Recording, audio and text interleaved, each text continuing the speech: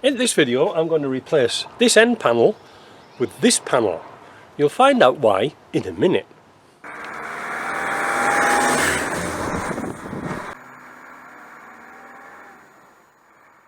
So many years ago, when I was building this truck out of bits and pieces we had left over, I had one of these end panels, and as you can see it's got a outlet here for demisting the windows, because this was out of an MOD, I think it was a winterized Defender.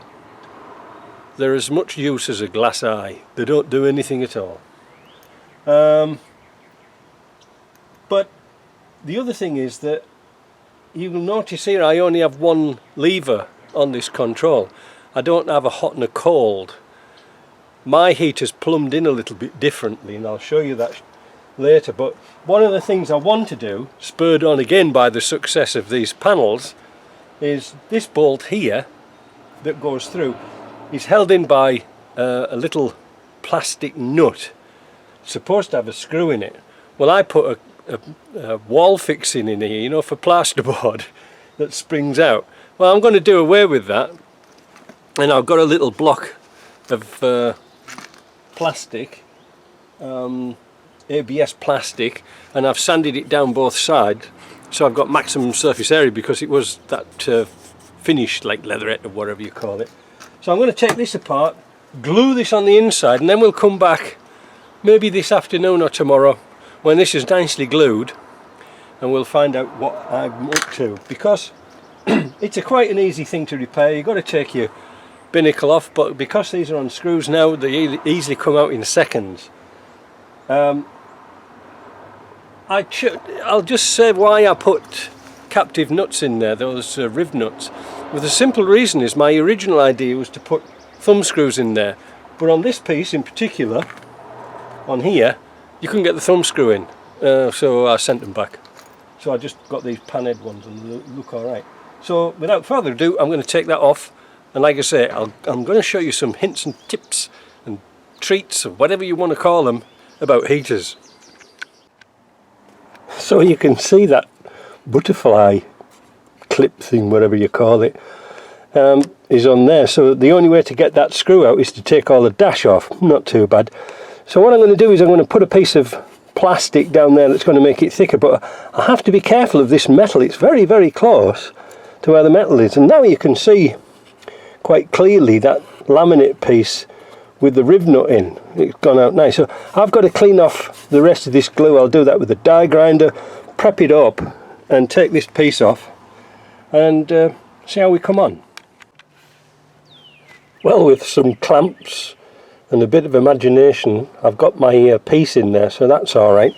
It already had a hole in there where I put the vent through, you know, for the demister, but it actually should have come out the top.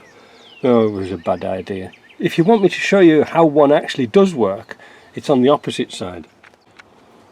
This little idea works like a charm, because this is on the left-hand drive. On the right-hand drive, I suppose you could do it the other side. Piece of electrical conduit drilled into your heater box, and it comes out of here, demists the window so you can see out the mirror. Works great, works absolutely superb. So that's another little trick you can do. I think I'll continue this heating section, because a lot of people have asked me about heating and do I have a Webasto or anything like that. Nope, I've just got a regular heater in here, but I did something special. Now, you older viewers, well, not old viewers, but people who've been around for a while know how I did it. If we look down here, that's the intake for the heater. In other words, it recirculates. Notice I made a checker plate top for this, because under here is my controller for my winch, so it's out of the weather. So this is my heater system. I hope that comes out right, because I've got a lot of reflection on my screen. I didn't have a left-hand drive heater, so I had a right-hand drive heater, and I took all the rivets out of it and I rebent it round the other way around, and it was a right mess about. But this is like a TD5 style heater with the pipes coming out this way. Now you'll probably notice here that the fan is on backwards, so it sucks air from the footwell goes through the heater and blows through here. Now on this one, you'll probably notice as well, if I can get down the side here, there is no control for the flap that goes through the bulkhead. I cut the hole in the bulkhead a lot bigger to match this. I'm not going to take it out, I haven't got another spare, but you'll have to believe me. So inside here there's the heater matrix, here and here, and down the side I made some baffles out of foam and other bits and pieces, so that the air going through here can only go through the heater, it can't bypass. Because you see, I looked at this a long time ago and I thought the problem with the heaters is that you're pulling ambient air in that's cold at the very time you need warm air. It's pulling cold air in from here. Now I know that you can put all these drop down pieces, you know, to stop the snow. Waste of time. These scoops that go on the top, waste of time. By doing it like this, by swapping the motor around, you'll find you'll get good heat. In fact, in winter in this pickup, if there's two of us in the car, it's very warm, and you usually end up turning it down to the first speed. It's too warm on second speed, and that's even in Canada, so it does work. But like I say, when you're picking up, say for example it's -20 and you're pulling air in at -20 to go across your heater matrix, well there's a loss straight away. But if you're pulling in sort of, well I don't know, warmer air from the inside of the cab, it's surprising how quick it warms up. It really does warm up.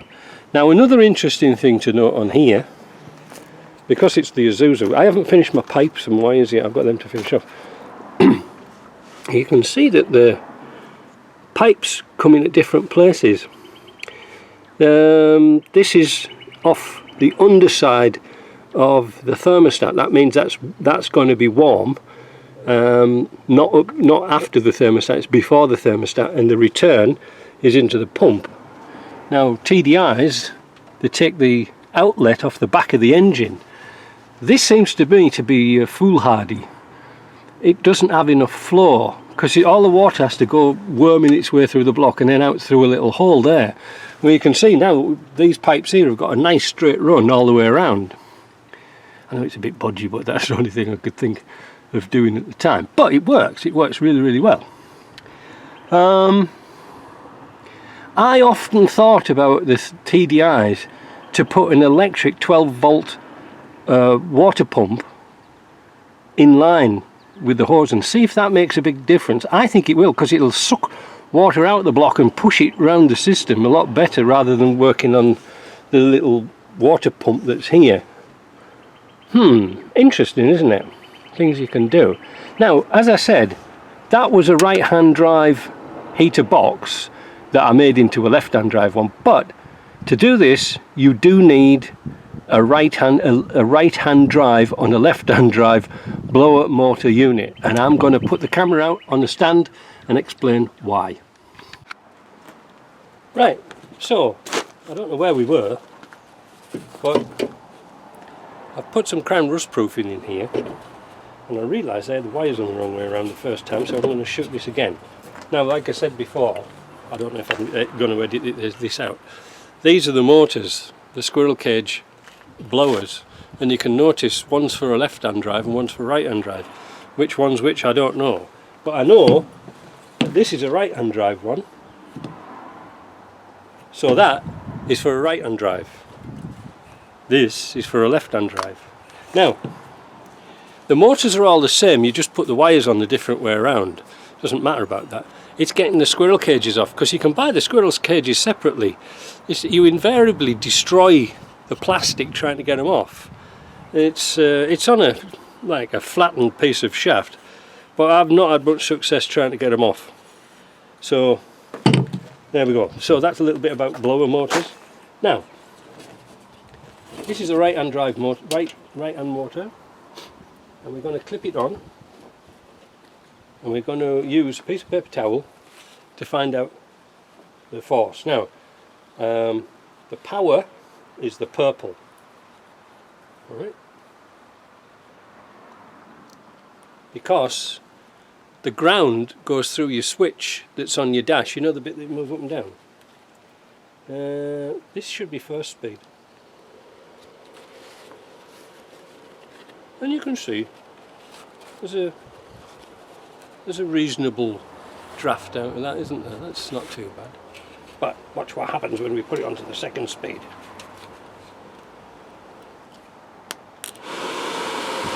That's better. That's really good. And this is the problem with these heaters. The blower's really, really good. But you think about it, if you're pulling air through here at -20, it's going to come out here at -20 as well, and they're trying to get across your heater matrix. But if you're pulling air from the footwell into here that's already starting to get warm, you know, it doesn't take long to get to 0, then you're putting warmer air in here, and it gets warmer and warmer and warmer. So that's good, isn't it? Now what happens if we put this the other way around? Well, let's have a look. You hear? It's not as violent for blowing. You see? Let's try this again. Let's go the other way around. There. Big difference, isn't it? Real big difference. So you can't really say that the blower's no good or the heater's no good. It actually is quite a good little blower, but it's the ambient air that you're taking in that's a problem. If you sort that out, I can guarantee your heater will be a lot better. But like I say, in UK land, right-hand, you know, with the right-hand drive cars, you need a left-hand heater.